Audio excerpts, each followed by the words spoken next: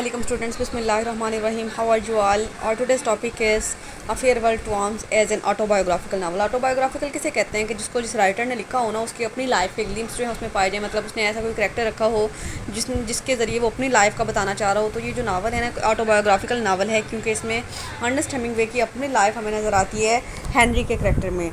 In this novel, A Farewell to Arms, autobiographical element is present in the character of its hero, Frederick Henry. कि यानी Ernest Hemingway का जो character है ना वो उसने फ्रेडरिक हेनरी के तौर पे इंट्रोड्यूस करवाया है। आगे देखिए, actually this hero has the interest occupation love affairs with the nurse views about Wars etcetera. कि ये इस हीरो को क्या है कि इसके जो शौक कैसे हैं, उसका पेशा क्या है, उसके जो हैं लव अफेयर्स हैं नर्स के साथ, और जो है ना जंग के बारे में इसके जो पॉइंट ऑफ व्यूज़ हैं, ये सारे जो है ना ऑथर के भी हैं। Sometimes we feel that the name of Henry should be Hemingway. बाज़ औक़ात हमें ऐसा लगता है कि हेनरी का नाम जो है ना वो हेमिंग्वे होना चाहिए था। Critics said that about Alexander Pope that he is present in each and every lines of his poetry. जैसे कि अलेक्जेंडर पॉप के बारे में कहा जाता है ना कि वो उसका जो वो अपनी पोइट्री की अपनी पोइम की हर लाइन में नज़र आता है। This remark is also very much suitable for Ernest Hemingway. तो ये जो यही जो किताब है ना हम इसको अर्नेस्ट हेमिंग्वे को भी दे सकते हैं। He has described all his unfulfilled desires and ideas in the personality of his hero. कि उसने अपनी तमाम जो ऐसी ख्वाहिशात जो पूरी नहीं थी हुई और तमाम वो आइडियाज़ जो उसके अपने माइंड के थे वो उसने अपने हीरो की पर्सनैलिटी के ज़रिए हमें बताए हैं। Hemingway himself saw and experienced both world wars, and his knowledge of war was first hand. अब हेमिंगवे का जो यानी नॉलेज था ना दुनिया को लेके या जंग को लेके वो सारा वैसे ही था जैसा कि हेनरी का है। ही डायरेक्टली न्यू हॉरर्स, उसको जो था ना हॉरर्स के बारे में पता था, खौफ के बारे में पता था, fears and destruction of war और जंग के जो नुकसान होते हैं, तबाही होती है, उनके बारे में पता था। And also new public as well as military opinion about it. और ये भी पता था कि पब्लिक की जो है फ़ौज के बारे में क्या राय होती है। That's why in his novel war is portrait in realistic style. इस वजह से उसने जंग को जो है इतने अच्छे स्टाइल में अपने नावल में बयान किया है। Henry looks like a Hemingway in the opening of the book as he says. Henry जो है ना यानी जब हम ये नावल पढ़ना स्टार्ट करते हैं ना उसके स्टार्ट में ही हमें पता चलता है कि ये हेमिंगवे ही है। We saw the troops marching along the road. कि उसने जो है ना 20 आँख आया तो हमें ऐसा लगता है कि हेनरी अपनी ही बात हेमिंगवे अपनी ही बात कर रहे हैं। Soldier declares it as ghastly show and rotten game. Another autobiographical touch seems in the novel when we observe that Frederick Henry is an ambulance driver.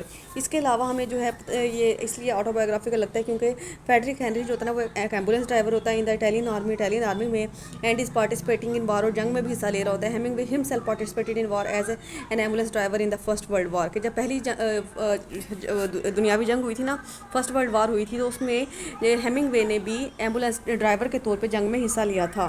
Dates why it looks realistic when he wrote about military mess and their attitudes toward war. तो ये चीज़ें इसलिए भी realistic लगती हैं क्योंकि उसने बहुत ही हकीकत वाले अंदाज में जो है ना बयान किया है कि मिलिट्री का जो है कैसा बिहेवियर होता है, कैसा एटीट्यूड होता है। To Henry 7,000 deaths in army does not matter.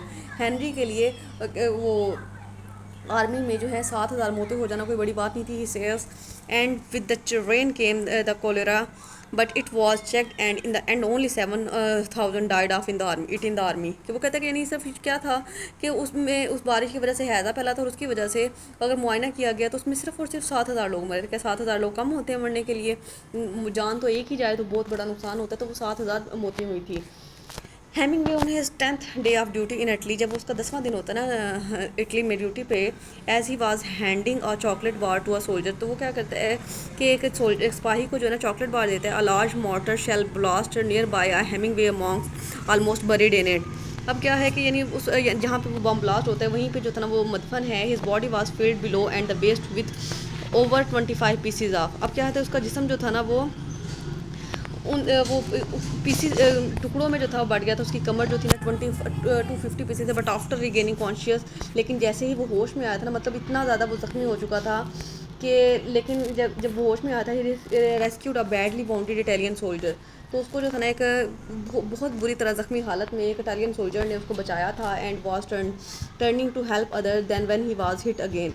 और लेकिन फिर दोबारा वो दूसरों की मदद के लिए जो था मुड़ गया था, और जहाँ पे उसको दोबारा चोट लगी थी विद मैकिग्नम बुलेट, एक मैकिग्नम नाम के बुलेट के साथ, बिलो द लेफ्ट नी, अपने बाएं वाले घुटने के नीचे। Hemingway's hero Henry also undergoes in the suffering of First world War. अब हेमिंगवे का हीरो क्या होता है, उसके साथ भी ये सारी सफरिंग्स होती हैं, उसको भी जंग में बहुत सी चोटें लगती हैं।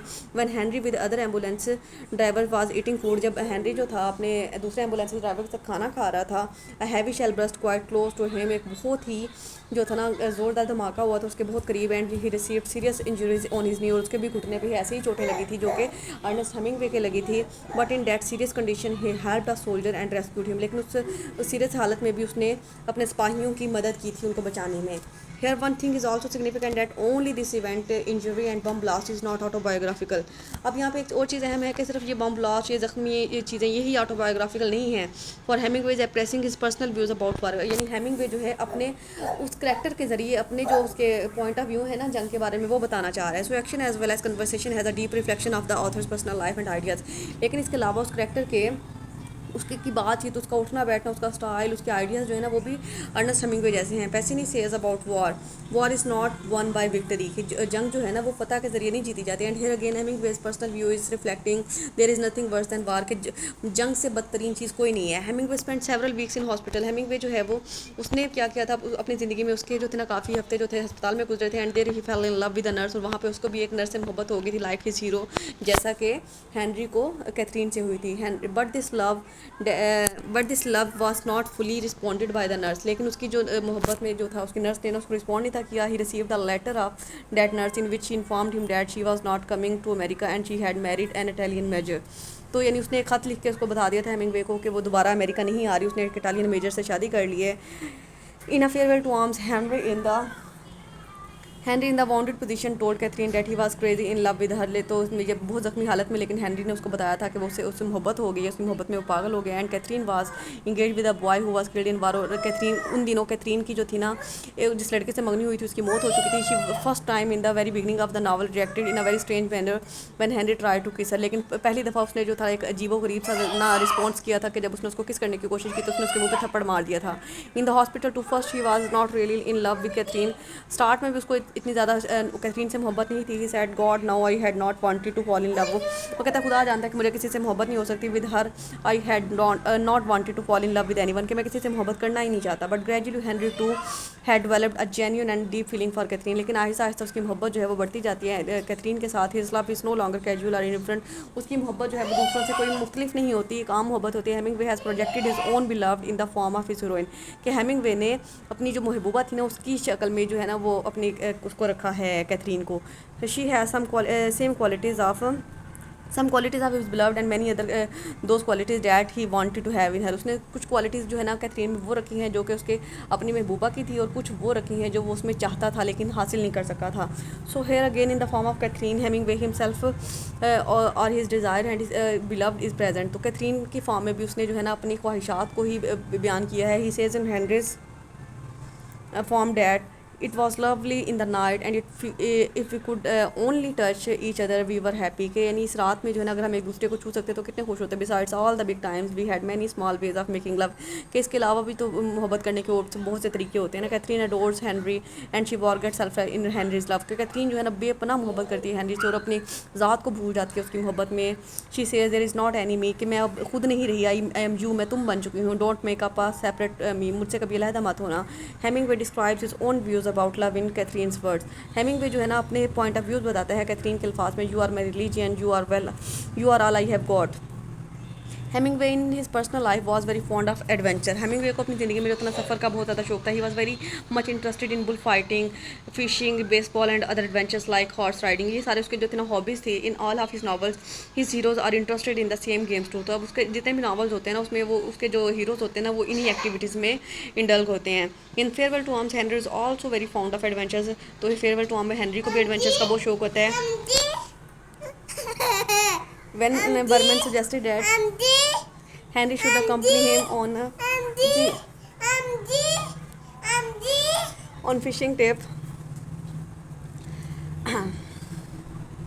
when Berman suggested that Henry should accompany him on a fishing trip, यानी बर्मन जब उसको मशवरा देता है कि ना हेनरी को जो है उसके साथ फिशिंग ट्रिप पे जाना चाहिए, एग्रीड, वो मान जाता है। They went to the lake and getting into a boat, कि वो एक झील पे जाते हैं और जो है एक कश्ती पे सवार होते हैं, ट्राई टू कैच फिश, मछलियाँ पकड़ने की कोशिश करते हैं। Henry is also fond of horse riding, Henry को घुड़सवारी का भी शौक होता है। He went to the races in the company of Catherine, वो कैथरीन के साथ काफ़ी ऐसे रेसेस पे जाता है। फ्रैंकसन एंड कोरल रॉड्रिगर्स ये भी साथ होते हैं। They are all pooled 100 lire and share the money on the horse, यानी ये लोग जो है ना घोड़ों पे जैपली बहुत ज़्यादा पैसा खर्च करते हैं। दिस हॉर्स वॉज टू पे 35 लायर टू 1, ये लाइन स्किप कर दी, ये दे से लेके ना विक्ट्री तक स्किप कर दें। आगे देखिए Hemingway was a man of player seeking, Hemingway जो था ना वो एक यानी खुशियाँ तलाश करने वाला आदमी था। He was very much fond of drinking wine, वो शराब पीने का बहुत शौक था।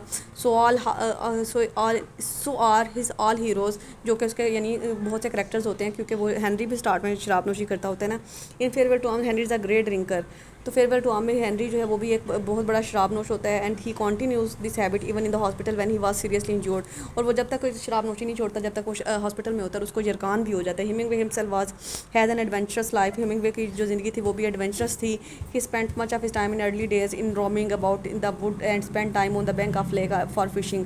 अब क्या था कि वो ज़्यादातर अपना वक्त जो था इधर उधर घूमने में गुजारता था, जंगलों में गुजार दिया करता था, या फिर मछलियाँ पकड़ने में। He hunted fast beast in the African jungle, उसने अफ्रीकन जंगल में बहुत से जो थे ना बीस्ट को भी पकड़ा था। Participated in both world war, दोनों ही जंगों में भी हिस्सा लिया था, फर्स्ट वर्ल्ड वार में भी और सेकंड में भी।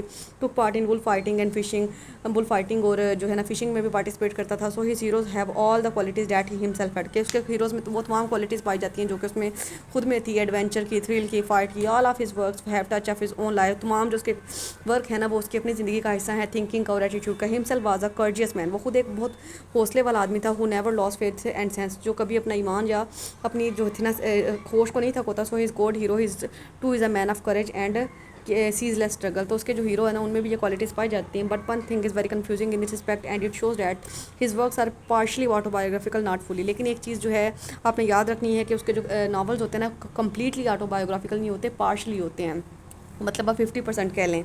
आगे देखिए, तो Hemingway was an adventurous man but he is in his personal life committed suicide. क्या है कि हेमिंगवे एक एडवेंचरस मैन तो था लेकिन उसने अपनी ज़िंदगी में सुसाइड कर ली थी। In all of his life loves courage but he himself respect from life, यानी वो सारी ज़िंदगी हौसले से बहादुरी से मोहब्बत करता रहा, लेकिन आखिरकार उसने अपनी ज़िंदगी से छुटकारा हासिल करने के लिए in the form of suicide का रुख किया। But Hemingway's hero never commit suicide, लेकिन हेमिंगवे के किसी भी हीरो ने किसी भी नावल में जो है सुसाइड नहीं की। His heroes can be destroyed but never defeated, उसके हीरो जो होते हैं ना वो उनको हराया जा सकता है, तो उनको तबाह किया जा सकता है, मारा जा सकता है, लेकिन उनको हराया नहीं जा सकता। But Hemingway was defeated in his personal life, लेकिन वो खुद जो था हार गया था ज़िंदगी से। So in this respect we can say that this novel is not entirely autobiographical, तो हम ये कह सकते हैं कि इसका नावल जो है कम्प्लीटली ऑटोबायोग्राफिकल नहीं है। According to a critic A farewell to arms is neither love nor a war story, तो हम एक क्रिटिक कहते हैं कि फेयरवेल टू आर्म्स ना तो कोई जंग की कहानी है ना ही मोहब्बत की। It is about state of mind, ये एक इंसान के जहन की कहानी है। That state of mind is author, जो कि ऑथर का माइंड है। He wrote it after Pauline's pregnancy and caesarean birth of his son, कि उसने हेमिंगवे ने यानी उसकी पॉलिन्स की जब की प्रेगनेंसी के बाद और अपने जो उसका बच्चा था ना सिजरिन्स, उसकी पैदाइश के बाद इसको, अपने बेटे की पैदाइश के बाद इसको लिखा था। Especially this book is outcome of the author's continuous mishap and adventures of life, कि ये जो है ना ये किताब, ये नावल जो है ना ख़ास तौर पे ऑथर की लाइफ के अपने एक्सपीरियंसेस का, अपने मिस हैप्स का, अपनी गलतियों का, अपने एडवेंचर्स का नतीजा है। तो कंक्लूजन करते हैं, इन शॉर्ट वी में से that a farewell to arms is an autobiographical novel in which many important events of the Hemingway's personal life are portrait in character of its hero Henry. तो हम ये कह सकते हैं कि फेयरवेल टू आर्म्स जो है ना वो एक ऑटोबायोग्राफिकल नावल है ज़्यादातर इसके इवेंट्स में, लेकिन कुछ उसके इवेंट्स ऐसे भी हैं कुछ उसके जो कि उसकी पर्सनल लाइफ में जो है से और पर्सनल लाइफ में से और हीरोज़ की लाइफ से डिफरेंट हैं, लेकिन उसने जो है इस नावल में हेनरी के करैक्टर के ज़रिए ख़ुद को इंट्रोड्यूस करवाने की कोशिश की है, अपनी लाइफ को के बारे में बताने की कोशिश की है। आई होप सो कि ये टॉपिक आपको बहुत अच्छे से समझ आ गया। कोई भी कन्फ्यूजन तो यू मे आस्क मी। अल्लाह हाफ़िज़।